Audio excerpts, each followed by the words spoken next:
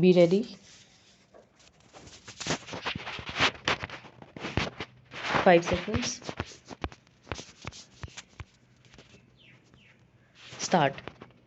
Mr. Deputy Chairman, sir, the bill before the House is for the abolition of two-member constituencies and for setting up single-member constituencies.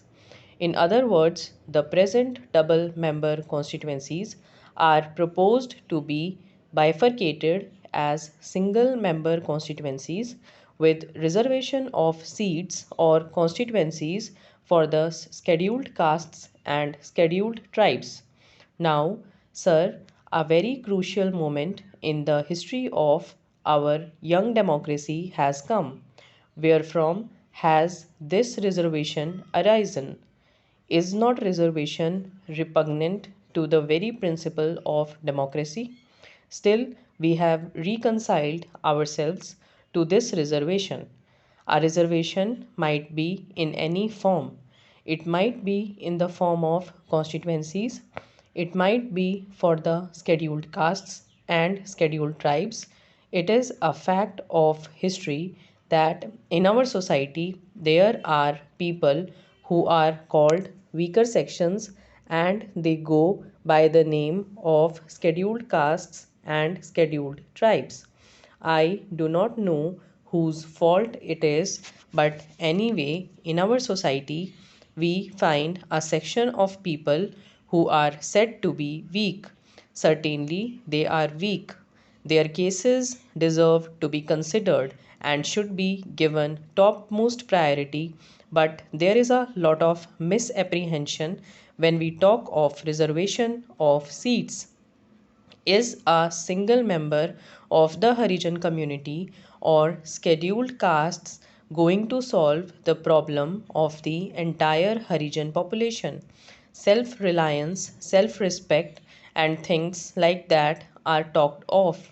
How do they come? Will they come only by making a single man a member of the assembly or parliament? Will that give self respect to the entire community?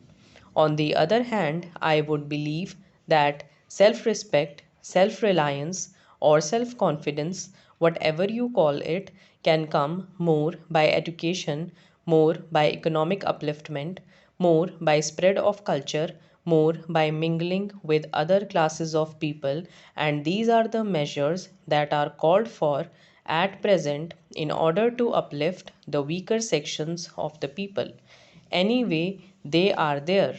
Millions of rupees are spent on the uplift of these people, and I am sure never before in the history of this country such a lot of good to these people was done as is being done within these 20 or 30 years of our independence. I am sure all these differences would disappear and India will emerge as a cohesive nation. But in the meanwhile, something has to be done. Then it was thought that it was the best arrangement that could be thought of, and it was then thought that at the end of 10 years, this reservation would be done away with, and there would be only full fledged democracy functioning. Now, at the end of 10 years, we have come to the conclusion that instead of these double member constituencies, we shall have to set up single member constituencies with reservation of seats for the scheduled castes and the scheduled tribes. I should think that it is a great retrograde step that we have taken. It is not an advance that we are making in our democratic setup. I am sure that this has happened on account of the pressure of certain sections of the people who lay and night harp on self reliance, self respect, etc. Now, let us consider if this system that is being thought of by this bill is going to create any vested interests Let us also consider if a spirit of segregation will be created by the step that we have taken. These are the negative aspects of the step that we are now proposing. If vested interests are going to be created, if a spirit of separatism is going to be created in this country, if perpetuation of segregation is to take place, let us reject this bill here and now. We have paid very heavy cost in the name of reservation of seats.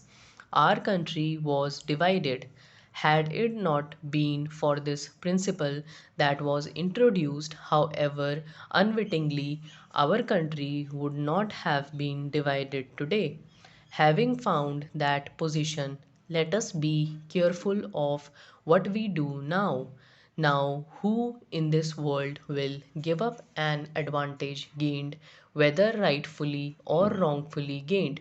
We have seen it in the nature of man not to give up a right that he has earned. On the other hand, he wants to perpetuate it. Then, as the lady member said, who knows what will happen after 10 years?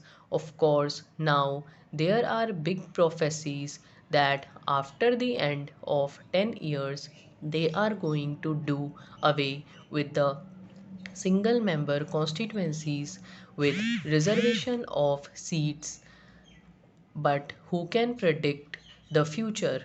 Will the same scheduled caste brethren not insist on their rights to have a separate vote and a separate constituency? What guarantee is there?